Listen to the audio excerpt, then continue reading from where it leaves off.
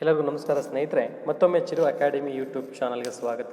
ಇದುವರೆಗೂ ಕೂಡ ನೀವು ನನ್ನ ಚಾನಲ್ನ ಸಬ್ಸ್ಕ್ರೈಬ್ ಮಾಡಿಲ್ಲ ಅಂದರೆ ದಯಮಾಡಿ ಸಬ್ಸ್ಕ್ರೈಬ್ ಮಾಡಿ. ಅದೇ ರೀತಿ ಪಕ್ಕದಲ್ಲಿ ಕಾಣುವಂಥ ಬೆಲ್ ಐಕಾನ್ ಮೇಲೆ ಪ್ರೆಸ್ ಮಾಡಿ. ಮುಂದಿನ ದಿನಗಳಲ್ಲಿ ನಾನು ಯಾವುದೇ ಒಂದು ವಿಡಿಯೋ ಮಾಡಿದರೂ ಕೂಡ ನಿಮ್ಮ ನೋಟಿಫಿಕೇಷನ್ ಬಾಕ್ಸಲ್ಲಿ ಅದು ಬರುತ್ತೆ, ನೀವು ವಾಚ್ ಮಾಡ್ಬೋದು ಸ್ನೇಹಿತರೆ.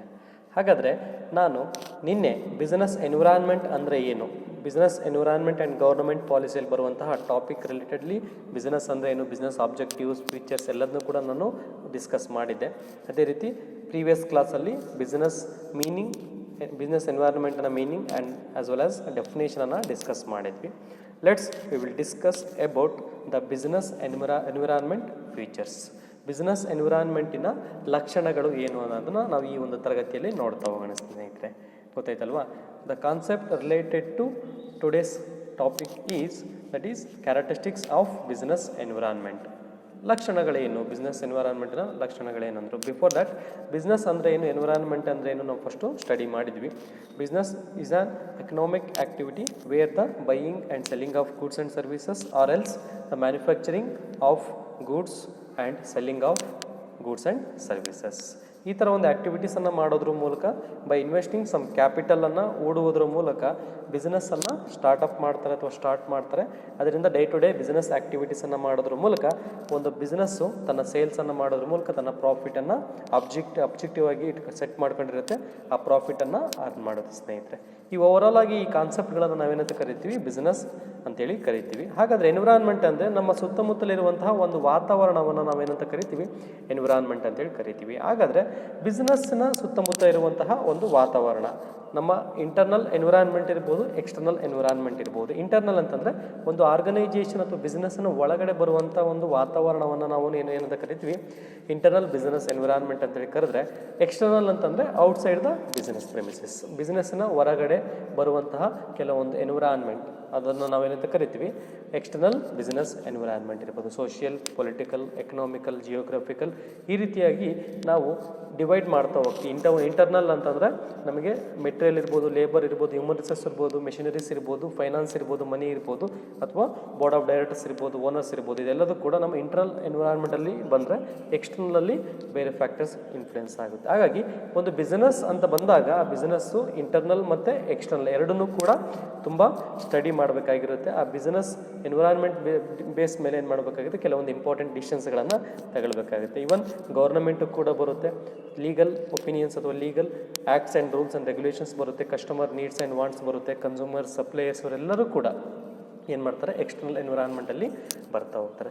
ಈ ಎರಡೂ ಕೂಡ ಕೋರಿಲೇಷನ್ ಇರುತ್ತೆ, ಇಂಟರ್ನಲ್ ಮತ್ತು ಎಕ್ಸ್ಟರ್ನಲ್ ಎರಡನ್ನೂ ಕೂಡ ಯಾವ ರೀತಿ ಒಂದು ಎಫೆಕ್ಟಿವ್ ಆಗಿ ಸಕ್ಸಸ್ಫುಲ್ಲಾಗಿ ಒಬ್ಬ ಬಿಸ್ನೆಸ್ ಮ್ಯಾನ್ ಮ್ಯಾನೇಜ್ ಮಾಡ್ತಾನೆ, ಅದ್ರ ಬೇಸ್ ಮೇಲೆ ಆ ಬಿಸ್ನೆಸ್ಸು ಸಕ್ಸಸ್ ಆಗೋದು ಒಂದು ಡಿಪೆಂಡ್ ಆಗಿರುತ್ತೆ ಸ್ನೇಹಿತರೆ. ಗೊತ್ತಾಗ್ತಿದೆ ಅಲ್ವಾ? ಇಲ್ಲಿ ಬಿಸ್ನೆಸ್ ಎನ್ವಿರಾನ್ಮೆಂಟ್ ಅಂದರೆ ಏನು ಅಂತ ಗೊತ್ತಾಗಿದೆ. ನಾನು ಪ್ರೀವಿಯಸ್ ಕ್ಲಾಸ್ ಆಲ್ರೆಡಿ ಡಿಸ್ಕಸ್ ಮಾಡಿದ್ದೀನಿ. ಆ ವಿಡಿಯೋಗಳು ಬೇಕು ಅಂದರೆ ನಿಮಗೆ ಕೆಳಗಡೆ ಇಲ್ಲಿ ಡಿಸ್ಕ್ರಿಪ್ಷನಲ್ಲಿ ಹಾಕಿದ್ದೀನಿ, ನೀವು ಆ ವಿಡಿಯೋಗಳ ಲಿಂಕನ್ನು ಕ್ಲಿಕ್ ಮಾಡಿ ನೀವು ವೀಡಿಯೋಸನ್ನು ವಾಚ್ ಮಾಡ್ಬೋದು ಸ್ನೇಹಿತರೆ. ಹಾಗಾದರೆ ನೆಕ್ಸ್ಟ್ ಹೋಗೋಣ ಬನ್ನಿ. ಫೀಚರ್ಸ್ ಆಫ್ ಬಿಸ್ನೆಸ್ ಎನ್ವಿರಾನ್ಮೆಂಟಲ್ಲಿ first feature is economic environment is complex and it's a difficult. Business environment is complex because it is continuously exposed to countless challenges like technological disruptions, global competition, leadership change, shifting economic, social and regulatory conditions. It is very stressful for a firm to survive and prosper in such an environment. ಅಂದರೆ business environment ಅನ್ನೋದು ತುಂಬ ಒಂದು difficult task ಅಥವಾ difficult area ಆಗಿರುತ್ತೆ. Because ಅಲ್ಲಿರೋಂತಹ ಎನ್ವಿರಾನ್ಮೆಂಟಲ್ಲಿರೋಂತಹ ಫ್ಯಾಕ್ಟರ್ಸ್ಗಳು ಏನೇನು concepts ಬರ್ತವೆ ಅಥವಾ ಯಾರು ಅಲ್ಲಿ ಬರ್ತಾರೆ, ಆ ಪಾರ್ಟಿಗಳು ಬರ್ತಾರೆ, ಅಥವಾ ಅಲ್ಲಿ ಒಂದು ಗೌರ್ಮೆಂಟ್ ಬರ್ಬೋದು, ಪಬ್ಲಿಕ್ ಬರ್ಬೋದು, ಸಪ್ಲೈಯರ್ಸ್ ಬರ್ಬೋದು, ಕನ್ಸ್ಯೂಮರ್ಸ್ ಬರ್ಬೋದು, ಎಂಪ್ಲಾಯೀಸ್ ಬರ್ಬೋದು, ಮ್ಯಾನೇಜ್ಮೆಂಟ್ ಬರ್ಬೋದು. ಎಲ್ಲರೂ ಕೂಡ ಒಂದು ಡೈನಮಿಕ್ ಆಗಿ ಅಥವಾ ಕಾಂಪ್ಲೆಕ್ಸ್ ಆಗಿ ವರ್ಕ್ ಮಾಡ್ತಾ ಇರ್ತಾರೆ. ಬಿಕಾಸ್ ಪ್ರತಿ ಮೂಮೆಂಟಲ್ಲೂ ಕೂಡ ಅವರ ನೀಡ್ಸ್ ಆ್ಯಂಡ್ ವಾಂಟ್ಸ್ ಇರ್ಬೋದು, ಅವರ ಡಿಮ್ಯಾಂಡ್ಸ್ ಇರ್ಬೋದು, ಇದೆಲ್ಲದೂ ಕೂಡ ಚೇಂಜ್ ಆಗ್ತಾ ಇರುತ್ತೆ. ಅದಕ್ಕೆ ತಕ್ಕಂಗೆ ಆ ಬಿಸ್ನೆಸ್ ಏನಾಗಬೇಕಾಗುತ್ತೆ, ಚೇಂಜ್ ಆಗಬೇಕಾಗುತ್ತೆ. ಫಾರ್ ಎಕ್ಸಾಂಪಲ್, ನಾನು ಒಂದು ಮೊಬೈಲನ್ನು ಪರ್ಚೇಸ್ ಮಾಡ್ತೀನಿ ಲಾಸ್ಟ್ 10 years ಬ್ಯಾಕ್ ಅಂದರೆ ಸೇಮ್ ಮೊಬೈಲನ್ನು ಇವತ್ತು ಪರ್ಚೇಸ್ ಮಾಡ್ತೀನಿ, ಅಥವಾ ನಿನ್ನೆ ಪರ್ಚೇಸ್ ಮಾಡಿದ ಮೊಬೈಲ್ಗೂ ಇವತ್ತಿನ ಮೊಬೈಲ್ಗೂ ನಾನು ಸಮಥಿಂಗ್ ಅಡಿಷ್ನಲ್ ಫೀಚರ್ಸನ್ನು ಎಕ್ಸ್ಪೆಕ್ಟ್ ಮಾಡ್ತೀನಿ ಅಲ್ವಾ? ಈ ರೀತಿ ಇದ್ದಾಗ ಆ ಬಿಸ್ನೆಸ್ ಅನ್ನೋದು ತುಂಬ ಒಂದು ಕಾಂಪ್ಲಿಕೇಟೆಡ್ ಆಗಿರುತ್ತೆ. ಬಿಸ್ನೆಸ್ ಎನ್ವಿರಾನ್ಮೆಂಟನ್ನು ಫಸ್ಟು ಸ್ಟಡಿ ಮಾಡಬೇಕಾಗುತ್ತೆ ಡೀಪಾಗಿ. ಆ ಬಿಸ್ನೆಸ್ ಎನ್ವಿರಾನ್ಮೆಂಟನ್ನು ಸ್ಟಡಿ ಮಾಡಿಬಿಟ್ಟು ಏನು ಮಾಡಬೇಕಾಗುತ್ತೆ, ನಾವು ಪ್ರಾಡಕ್ಟನ್ನು ಅಥವಾ ಸರ್ವಿಸನ್ನು ಪ್ರೊವೈಡ್ ಮಾಡಬೇಕಾಗುತ್ತೆ ಕನ್ಸ್ಯೂಮರ್ಸಿಗೆ ಅದೇ ರೀತಿ government rules and regulations change ಆಗ್ತಾ ಇರುತ್ತೆ. ಕನ್ಸ್ಯೂಮರ್ ನೀಡ್ಸ್ ಆ್ಯಂಡ್ ವಾಂಟ್ಸ್ ಇರ್ಬೋದು, ಸಪ್ಲೈಯರ್ ಕ್ವಾಲಿಟಿ ಗೂಡ್ಸನ್ನು ಸಪ್ಲೈ ಮಾಡ್ತದನ ಇಲ್ವಾ ಅನ್ನೋದನ್ನು ನಾವು ತಿಳ್ಕೊಳ್ಬೇಕಾಗುತ್ತೆ. ಅಥವಾ ಅದೇ ರೀತಿ ಅಲ್ಲಿರೋಂತಹ ಎಕನಾಮಿಕಲ್ ಕಂಡೀಷನ್ಸ್ ಇರ್ಬೋದು, ಅಥವಾ ಬ್ಯಾಂಕಿಂಗ್ ಅಥವಾ ಫೈನಾನ್ಷಿಯಲ್ ಇನ್ಸ್ಟಿಟ್ಯೂಷನ್ಸಿಂದ ನಮಗೆ ಲೋನ್ ಬೇಕಾದಾಗ ಕೆಲವೊಂದು rules and regulations day by day change ಆಗ್ತಾ ಇರುತ್ತೆ. ಇವೆಲ್ಲದನ್ನು ಕೂಡ ನಾವು ಸ್ಟಡಿ ಮಾಡಬೇಕಾಗುತ್ತೆ ಒಂದು ಬಿಸ್ನೆಸ್ಸನ್ನು ನಾವು ಮಾಡ್ತಾ ಇದ್ದೀವಿ ಅಂತಂದರೆ. ಹಾಗಾಗಿ business environment it includes both internal as well as external environment ಅಂತ ನಾವು ಹೇಳ್ತೀವಿ ಸ್ನೇಹಿತರೆ. ಹಾಗಾದರೆ ಸೆಕೆಂಡ್ ಫ್ಯೂಚರನ್ನು ನೋಡೋ ಬನ್ನಿ. Environment is dynamic. ನಮ್ಮ ವಾತಾವರಣ ಅನ್ನೋದು ಫ್ಲಕ್ಚುಯೇಟ್ ಆಗ್ತಾ ಇರುತ್ತೆ. ದೇರ್ ಇಸ್ ನೋ ಸ್ಟಾಗ್ನೆಂಟ್, ಅಲ್ಲಿ ಸ್ಟೇಬಲ್ ಆಗಿ ನಿಂತಿರೋದಿಲ್ಲ, ಚೇಂಜಸ್ ಆಗ್ತಾ ಇರುತ್ತೆ, ವೇರಿಯಸ್ ಆಗ್ತಾ ಇರುತ್ತೆ. ಯಾವ ರೀತಿ ಅಂದರೆ both the internal and external environments of business are highly dynamic are vibrant owning to the following. ಯಾವ ರೀತಿ ಅದು ಚೇಂಜಸ್ ಆಗ್ತಾ ಇರುತ್ತೆ, ವೈಬ್ರೇಟ್ ಆಗ್ತಾ ಇರುತ್ತೆ ಅಥವಾ ಚೇಂಜಸ್ ಆಗ್ತಾ ಇರುತ್ತೆ ಅಂತಂದರೆ in the form of customer preference keep evolving. Customer needs and ವಾಂಟ್ಸ್ನ ನಾನು ಆಲ್ರೆಡಿ ಹೇಳ್ದಂಗೆ ಆ್ಯಸ್ ಎ ಕಸ್ಟಮರಾಗಿ ನಾನು ಥಿಂಕ್ ಮಾಡಿದರೆ ಪ್ರೀವಿಯಸ್ ಡೇ ನಾನು ಯೂಸ್ ಮಾಡಿದಂಥ ಒಂದು ಪ್ರಾಡಕ್ಟು ನನಗೆ ಇವತ್ತು ಇಷ್ಟ ಆಗಲ್ಲ. ಯಾಕೆಂದರೆ ನನ್ನ ಒಂದು ನೀಡ್ಸ್ ಆ್ಯಂಡ್ ವಾಂಟ್ಸ್ ಏನಾಗ್ತದೆ, ಚೇಂಜಸ್ ಆಗ್ತಾ ಇದೆ. ನೀವು ಕಾರಲ್ಲೇ ನೋಡಿ ಎಷ್ಟು ಸಿಂಪಲ್ ಇತ್ತು. ಒಂದು ಕಾರ್ ಅಂತ ನಾವು ತಗೊಂಡಾಗ ಜಸ್ಟ್ ಒಂದು 4 ವೀಲರು ನಾವು ಒಂದು ಕಡೆ ಇನ್ನೊಂದು ಕಡೆ ಟ್ರಾನ್ಸ್ಪೋರ್ಟ್ ಮಾಡೋಕ್ಕೆ ಮಾತ್ರ ಯೂಸ್ ಮಾಡ್ತಾಯಿದ್ವಿ. ಈಗ ಅಲ್ಲೇ ನಮಗೆಲ್ಲ ಫೆಸಿಲಿಟೀಸ್ ಕೂಡ ಸಿಗುವಂಥದ್ದು ನಮಗೆ ಆ ಥರದ್ದು ಕೂಡ ಕಾರ್ಗಳನ್ನು ನಾವು ನೋಡಿದ್ವಿ. ಟ್ರೈನ್ ಜಸ್ಟ್ ನಾವು ಒಂದು ಕಡೆಯಿಂದ ಇನ್ನೊಂದು ಕಡೆ ಹೋಗ್ಬೋದಿತ್ತು. ಬಟ್ ಈಗ ಟೆಕ್ನಾಲಜಿ ಅಲ್ಲಿ ಮೆಕ್ಯಾನಿಕಲ್ ಇಂಜಿನಿಯರಿಂಗ್ಸ್ ಎಲ್ಲ ಟೆಕ್ನಾಲಜಿಕಲ್ ಚೇಂಜ್ ಆದಾಗ ಅಲ್ಲೇ ನೀವು ಎಲ್ಲ ಫೆಸಿಲಿಟೀಸನ್ನು ಪಡಿಬೋದು. ಗೊತ್ತಾಗ್ತಿದೆ ಅಲ್ವಾ? ಒಂದು ಮೊಬೈಲಲ್ಲಿ ಇರ್ಬೋದು, ಒಂದು ವೆಹಿಕಲ್ ಇರ್ಬೋದು, ಒಂದು ಫರ್ನಿಚರ್ಸಲ್ಲಿ ಇರ್ಬೋದು, ಅಥವಾ ಒಂದು ಎಲೆಕ್ಟ್ರಾನಿಕ್ ಎಕ್ವಿಪ್ಮೆಂಟ್ಸಲ್ಲಿ ಇರ್ಬೋದು, ಹಲವಾರು ಚೇಂಜಸ್ಸನ್ನು ನಾವು ನೋಡ್ತಾ ಹೋಗ್ತೀವಿ. 50-60 ಇಯರ್ಸ್ ಬ್ಯಾಕ್ ಯಾವುದೇ ರೀತಿ ನಾವು ವಾಷಿಂಗ್ ಮಿಷನನ್ನು ನೋಡ್ತಾ ಇರಲಿಲ್ಲ. ಬಟ್ ಈಗ ವಾಷಿಂಗ್ ಮಿಷನ್ ಎಷ್ಟು ಕಂಪನೀಸ್ಗಳಿದೆ ನಾವು ಇಮ್ಯಾಜಿನ್ ಮಾಡ್ಕೊಳಕ್ಕಾಗಲ್ಲ. ಈ ಥರ ಕೆಲವೊಂದು customer needs and wants change ಆದಾಗೆ ಒಬ್ಬ ಮ್ಯಾನುಫ್ಯಾಕ್ಚರ್ ಅಥವಾ ಬಿಸ್ನೆಸ್ ಮ್ಯಾನ್ ಏನು ಮಾಡಬೇಕು, ಅದಕ್ಕೆ ತಕ್ಕಾದಂತಹ ಒಂದು ಗೂಡ್ಸ್ ಆ್ಯಂಡ್ ಸರ್ವಿಸಸನ್ನು ಪ್ರೊವೈಡ್ ಮಾಡಬೇಕಾಗುತ್ತೆ. ಅದರ ಒಂದು ಎಕ್ಸ್ಪೆಕ್ಟೇಷನನ್ನು ಕಸ್ಟಮರ್ ಮಾಡ್ತಾ ಹೋಗ್ತಾನೆ. And new competitors enter the market day by day. ಈ ಥರ ನಮ್ಮದು ಸ್ಟಾರ್ಟಪ್ಸ್ ಇರ್ಬೋದು, ಅಥವಾ ಕೆಲವೊಂದು ಗೌರ್ನಮೆಂಟ್ ಎಂಕರೇಜ್ ಮಾಡೋದ್ರ ಮೂಲಕ ಹೊಸ ಎಂಟ್ರಪ್ರೆನರು ನಮ್ಮ ಮಾರ್ಕೆಟಲ್ಲಿ ಬರ್ತಾ ಇರ್ತಾರೆ. ಅವರು ಹೊಸ ಪ್ರಾಡಕ್ಟನ್ನು ಇಂಟ್ರೊಡ್ಯೂಸ್ ಮಾಡ್ತಾ ಹೋಗ್ತಾರೆ. ಅಂಥ ಟೈಮಲ್ಲಿ ಎಕ್ಸಿಸ್ಟಿಂಗ್ ಬಿಸ್ನೆಸ್ ಮ್ಯಾನ್ಗಳಿಗೆ ಅದೊಂದು ನ್ಯೂ ಚಾಲೆಂಜ್ ಆಗಿರುತ್ತೆ. ಅದು ಡೈನಾಮಿಕ್ ಆಗಿ ಅವ್ರ ರೀತಿಯಾಗಿ ಥಿಂಕ್ ಮಾಡಬೇಕು. ಕನ್ಸ್ಯೂಮರ್ ನೀಡ್ಸ್ ಆ್ಯಂಡ್ ವಾಂಟ್ಸನ್ನು ಯಾರು ಫುಲ್ಫಿಲ್ ಮಾಡ್ತಾರೆ, ಅವರು ಕಸ್ಟಮರ್ಸ್ನ ಸ್ಯಾಟಿಸ್ಫೈ ಮಾಡ್ತಾರೆ, ಅವರು ಒಂದು ಮಾರ್ಕೆಟಲ್ಲಿ ತುಂಬ ವರ್ಷ ಸ್ಟೇಬಲ್ ಆಗಿರ್ತಾರೆ ಅಥವಾ ಪ್ರಾಫಿಟನ್ನು ಅರ್ನ್ ಮಾಡ್ತಾರೆ ಸ್ನೇಹಿತರೆ. ಅದೇ ರೀತಿ ಅರೈಸ್ ಆಫ್ ನೋವಲ್ ಟೆಕ್ನಾಲಜಿ.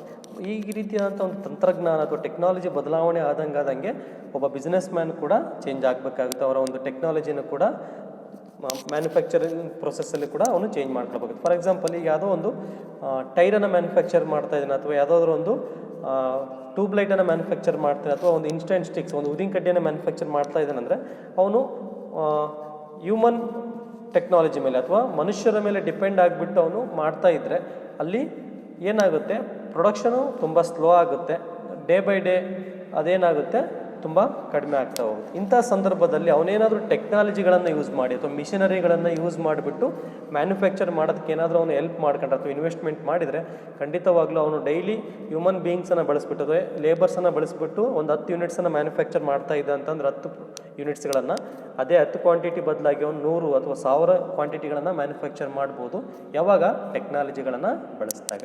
ಹಾಗಾಗಿ ಮಾರ್ಕೆಟಲ್ಲಿ ಬರುವಂಥ ಹೊಸ ಟೆಕ್ನಾಲಜಿಗಳನ್ನು ಬಿಸ್ನೆಸ್ ಮ್ಯಾನು ಸ್ಟಡಿ ಮಾಡಬೇಕಾಗುತ್ತೆ. ಅದ್ರ ಪ್ರಕಾರ ಅವನು ಅದಕ್ಕೆ ಅಡ್ಜಸ್ಟ್ ಆಗಬೇಕಾಗುತ್ತೆ ಸ್ನೇಹಿತರೆ. New marketing channels. ಹಾಗಾದರೆ ಮಾರ್ಕೆಟಿಂಗ್ ಚಾನಲ್ಸ್ ಏನಕ್ಕೆ ಬೇಕಾಗುತ್ತೆ ಅಂದರೆ, ಫಿನಿಶ್ಡ್ ಗೂಡ್ಸ್ ನಮ್ಮ ಹತ್ರ ಇದೆ, ಆ ಗೂಡ್ಸನ್ನು ನಾವು ಅಲ್ಟಿಮೇಟ್ ಕನ್ಸ್ಯೂಮರ್ಗೆ ರೀಚ್ ಮಾಡಬೇಕಂದ್ರೆ there is a channels. Wholesalers, retailers ಬಿಟ್ಟು ಈಗೇನು ಮಾಡಿದರೆ ಡೈರೆಕ್ಟಾಗಿ ಮ್ಯಾನುಫ್ಯಾಕ್ಚರರೇ ಕನ್ಸ್ಯೂಮರಿಗೆ ರೀಚ್ ಆಗ್ತಿದ್ದಾರೆ ಥ್ರೂ ಆನ್ಲೈನ್ ಶಾಪಿಂಗ್. ಆನ್ಲೈನ್ ಶಾಪಿಂಗಲ್ಲಿ ಫ್ಲಿಪ್ಕಾರ್ಟ್, ಅಮೆಜಾನ್, ಅದೇ ರೀತಿ ಸ್ನ್ಯಾಪ್ಡೀಲ್, ಈ ರೀತಿ ಹಲವಾರು ನಿಮಗೆ ಶಾಪಿಂಗ್ ಅಥವಾ ಮಾರ್ಕೆಟಿಂಗ್ ಆ್ಯಪ್ಸ್ ಇದ್ದಾವೆ.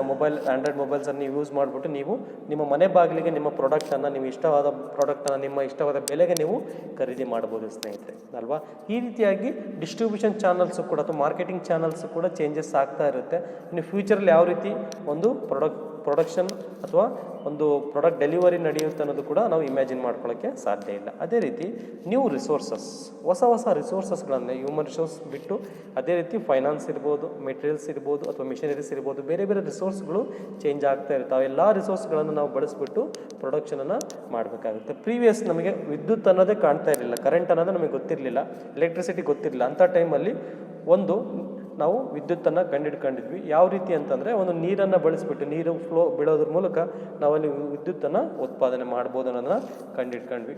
ಇದೇ ರೀತಿ ನಾವು ಕೋಲಿಂದ ಕೂಡ ವಿದ್ಯುತ್ತನ್ನು ಉತ್ಪಾದನೆ ಮಾಡೋಕ್ಕೆ ಕಲ್ತ್ವಿ. ಇತ್ತೀಚೆಗೆ ಸೋಲಾರಿಂದ ಮೂಲಕ ಕೂಡ ನಾವೇನು ಮಾಡ್ಬೋದು, ವಿದ್ಯುತ್ತನ್ನು ಜನ್ರೇಟ್ ಮಾಡ್ಬೋದು, ಜನ್ರೇಷನ್ನ ಮಾಡಿಬಿಟ್ಟು ನಾವು ಬಳಸ್ಬೋದು ಅನ್ನೋದನ್ನು ಕೂಡ ನಾವು ಈ ರೀತಿಯಾಗಿ ಒಂದು ಹೊಸ ರಿಸೋರ್ಸಸ್ಗಳನ್ನು ನಾವು ಬಳಸ್ಬಿಟ್ಟು ಏನು ಮಾಡ್ತಾ ಇದ್ದೀವಿ, ಬಿಸ್ನೆಸ್ಸನ್ನು ಮಾಡ್ತಾ ಇದ್ದೀವಿ. And new policies like for example 2017 before ಏನಾಗಿತ್ತಪ್ಪ ಅಂತಂದರೆ ನಮ್ಮ ಇಂಡಿಯಾದಲ್ಲಿ ಯಾವುದೇ ಒಂದು ಗೂಡ್ಸನ್ನು ಮ್ಯಾನುಫ್ಯಾಕ್ಚರ್ ಮಾಡಲಿ ಅಥವಾ ಸರ್ವಿಸನ್ನು ಪ್ರೊವೈಡ್ ಮಾಡಲಿ ಅವರು ವ್ಯಾಟನ್ನು ಕಟ್ಟಬೇಕಾಗಿತ್ತು, ವ್ಯಾಲ್ಯೂ ಆ್ಯಡೆಡ್ ಟ್ಯಾಕ್ಸ್ ಅಂತೇಳಿ ವ್ಯಾಟನ್ನು. ಬಟ್ ಈಗೇನಾಗಿದೆ 2017 ಆನ್ವರ್ಡ್ಸು GST ಇಂಪ್ಲಿಮೆಂಟ್ ಮಾಡಿದ್ದಾರೆ. ಈ ರೀತಿಯಾದಂಥ ಒಂದು ಪಾಲಿಸಿಗಳನ್ನು ಗೌರ್ನಮೆಂಟ್ ಏನಾದರೂ ನಮಗೆ ಇಂಪ್ಲಿಮೆಂಟ್ ಮಾಡಿದಾಗ ಅದು ಬಿಸ್ನೆಸ್ ಮೇಲೆ ಇಂಪ್ಯಾಕ್ಟ್ ಆಗುತ್ತೆ. ಬಿಸ್ನೆಸ್ ಅದನ್ನು ಅಕ್ಸೆಪ್ಟ್ ಮಾಡ್ಕೊಳ್ಬೇಕು, ಅದ್ರ ಪ್ರಕಾರ ಅವರು ಆ ಪಾಲಿಸೀಸ್ಗಳನ್ನು ಅವರು ಫಾಲೋ ಮಾಡಬೇಕಾಗುತ್ತೆ. ಗೊತ್ತಾಗ್ತಿದಲ್ವಾ? ಚೇಂಜಿಂಗ್ ಡೆಮೋಗ್ರಫಿ ಏನಾಗ್ತಾ ಇದೆ, ನಮ್ಮ ಒಂದು ಪಾಪ್ಯುಲೇಷನ್ ಇರ್ಬೋದು, ನಮ್ಮ ಒಂದು ಎನ್ವೈರನ್ಮೆಂಟು ಚೇಂಜಸ್ ಆಗ್ತಾ ಇದೆ. ಅವ್ರ ನೀಡ್ಸ್ ಆ್ಯಂಡ್ ವಾಂಟ್ಸ್ ಅದ್ರ ಪ್ರಕಾರ ಚೇಂಜಸ್ ಆಗುತ್ತೆ. ಅದ್ರ ಪ್ರಕಾರ ನಾವು ಗೂಡ್ಸ್ ಆ್ಯಂಡ್ ಸರ್ವಿಸಸನ್ನು ಪ್ರೊವೈಡ್ ಮಾಡಬೇಕಾಗುತ್ತೆ ಅಲ್ಟಿಮೇಟ್ ಕನ್ಸ್ಯೂಮರ್ಸಿಗೆ. ಗೊತ್ತಾಗ್ತಿದೆ ಅಲ್ವಾ? This is the second feature or characteristics of business environment. And the third one is business environment is uncertain. Yes, business ಅಂತ ನಾವು ಬಂದಾಗ ನಾವು ಎಕ್ಸ್ಪೆಕ್ಟ್ ಮಾಡೋಕ್ಕಾಗಲ್ಲ ನೆಕ್ಸ್ಟ್ ಮಿನಿಟ್ ಏನಾಗುತ್ತೆ, ನೆಕ್ಸ್ಟ್ ಸೆಕೆಂಡ್ ಏನಾಗುತ್ತೆ.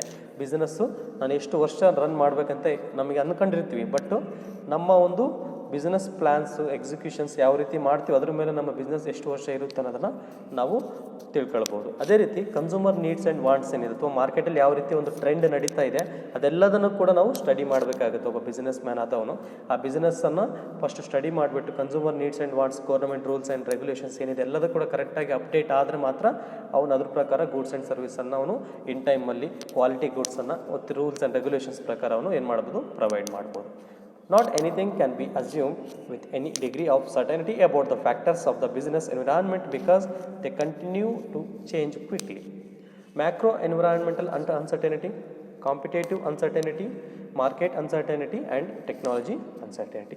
The future is full of uncertainty ಅಂತ ನಾವು ಹೇಳ್ತೀವಿ. Micro and macro environmental factors ಬರುತ್ತೆ.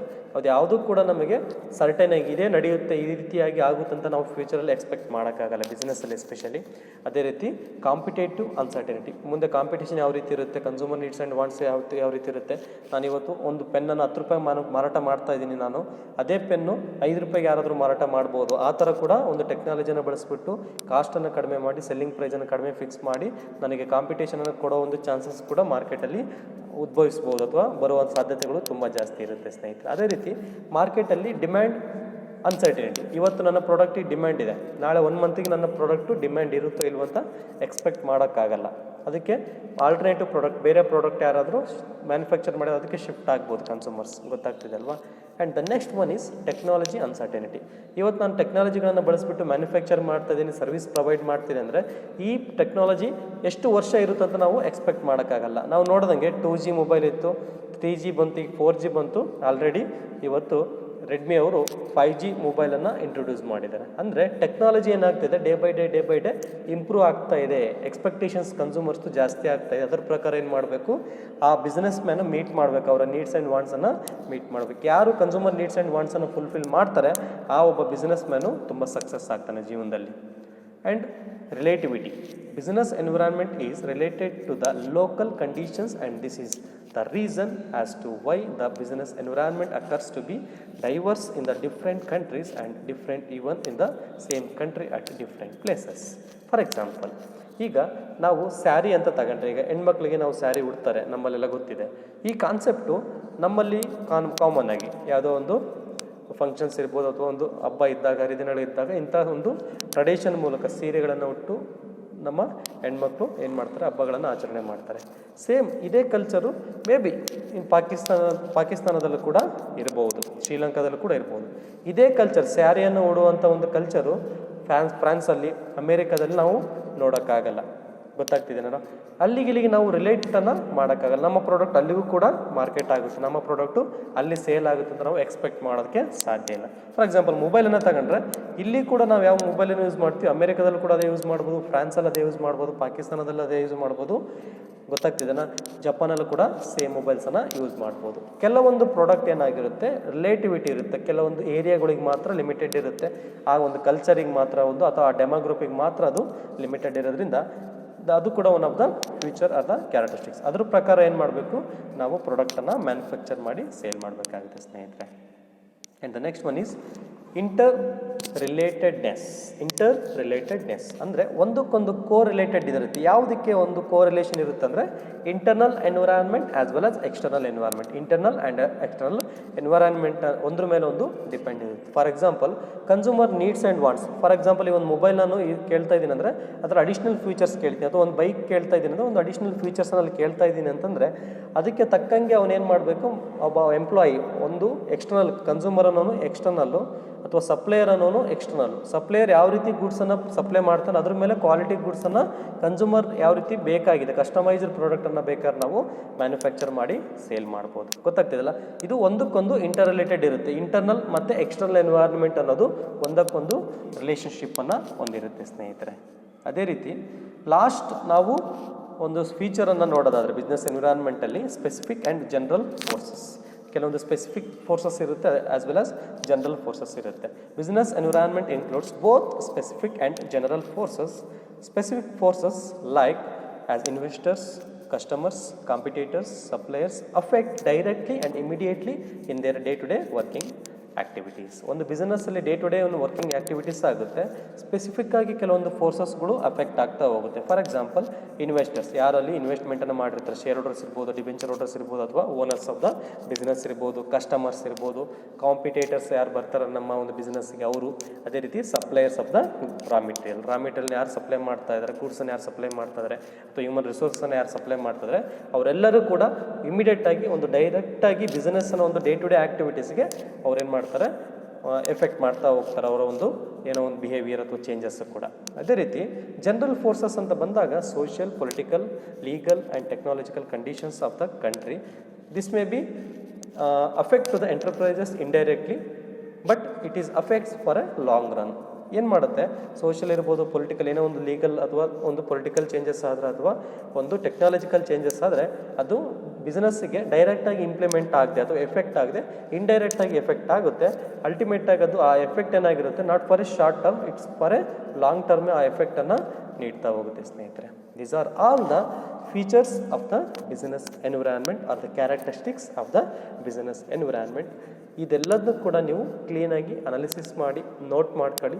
ಏನಾದರೂ ನಿಮಗೆ ಡೌಟ್ಸ್ ಇದ್ದರೆ ನೀವು ಕಾಮೆಂಟ್ ಬಾಕ್ಸಲ್ಲಿ ಕಾಮೆಂಟ್ ಮಾಡ್ಬೋದು ಸ್ನೇಹಿತರೆ. Thank you for watching my YouTube channel. Thank you once again to every one.